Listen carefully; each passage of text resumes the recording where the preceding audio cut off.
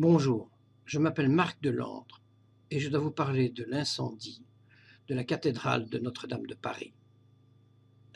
Je suis un agent belge en contre-terrorisme de 57 ans et j'appartiens à une organisation qui s'appelle Gladio, G-L-A-D-I-O. C'est plus exactement une branche de l'OTAN, spécialisée dans les opérations faux drapeau. Les opérations faux drapeau, ce sont des opérations militaires dont on veut faire croire à une origine autre. Il peut s'agir d'un attentat terroriste, d'un accident, d'un désastre naturel, d'une fusillade de masse par un déséquilibré, mais en fait, toutes ces opérations ont été organisées par la même organisation, Gladio, Glaive en italien. Gladio a été créée en 1956 et faussement dissoute en 1990. Mais ils ont continué à travailler pour les gouvernements et réaliser ainsi des opérations faux drapeau pour manipuler la population. Gladio a son quartier général en Belgique, près de ceux de l'OTAN. Gladio est dirigé par un Belge que j'appelle le haut officier. Lui et moi, nous nous connaissons depuis 40 ans, au moins. Nous sommes issus du même village. Lui a fait sa carrière en tant que haut officier, payé par l'État belge, et chef de Gladio. Et moi, en tant qu'informaticien. Il y a quelques années, le haut officier avait choisi de dénoncer les attentats qu'il devait organiser en Europe et ailleurs. Et pour ce faire, il m'a choisi.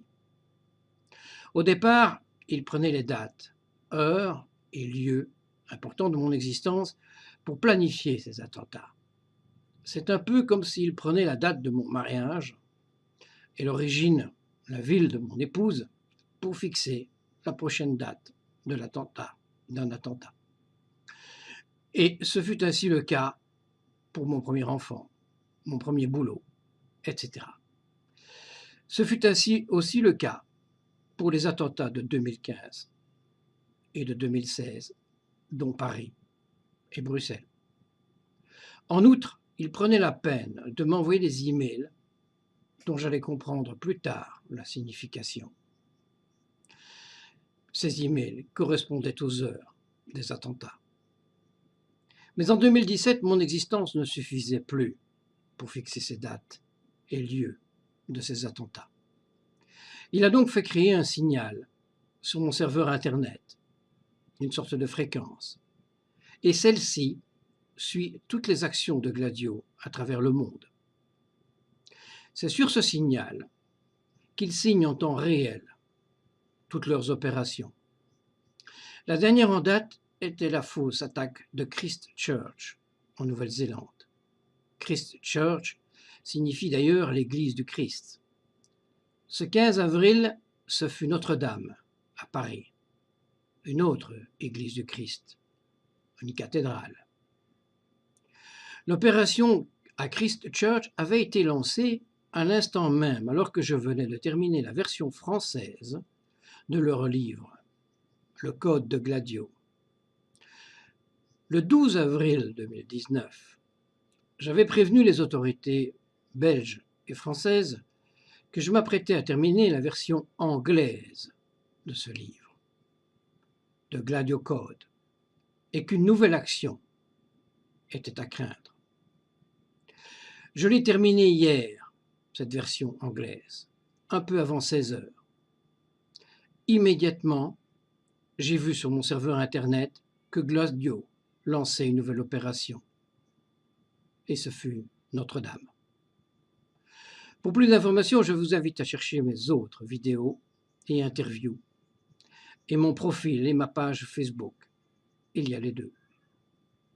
Je préviens d'ores et déjà que bien pire arrivera lorsque les deux versions de ce livre, en français et en anglais, seront corrigées et mises en ligne. Une première partie de ces deux versions existe d'ailleurs déjà sur Internet. Voilà, je suis infiniment désolé d'être celui qui se trouve à l'origine de l'incendie de Notre-Dame. sans en être l'auteur, bien sûr. Mais j'avais prévenu. J'essaye d'aviser les autorités depuis plusieurs années. C'est ma mission. Mais elles ne veulent rien faire. Personne ne peut rien contre Gladio, puisque cela appartient à l'OTAN, et que Gladio répond au gouvernement.